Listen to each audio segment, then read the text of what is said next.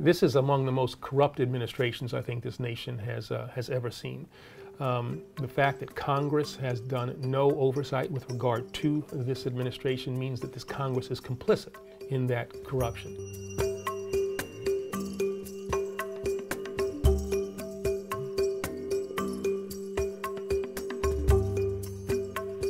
Now, you faced some criticism for comments using Michelle Obama's famous line, "When they go low, we kick them." And I believe you tweeted that people should stop the fake outrage about this comment. Can you just clarify how you feel about that?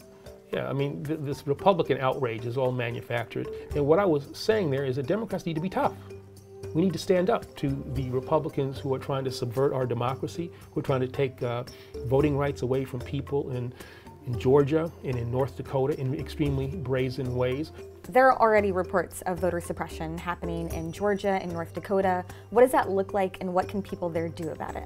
Well, I think the situation, as has been reported in North Dakota and in Georgia, is really kind of appalling to think that public officials are trying to do things to keep people away from the polls or not dealing with registrations that I think have been appropriately filled out and should be being processed. How would you frame this particular midterm election in terms of importance in your lifetime?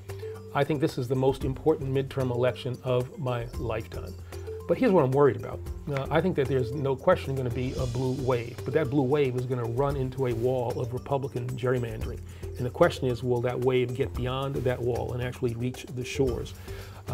I'm not confident that that is necessarily going to happen unless people vote in really huge numbers. One of the really pernicious impacts of gerrymandering, where the American people support Obamacare, where the American people support criminal justice reform. Gerrymandering allows politicians to take contrary views and then suffer no electoral consequence.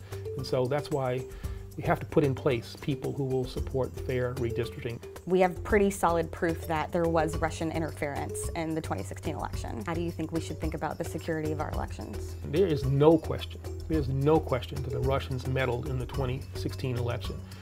And when one looks at the state of readiness for these coming elections in 2018 and then again in 2020, this administration has done little or nothing to prepare us for what undoubtedly will be another attempt by the Russians to meddle in our elections.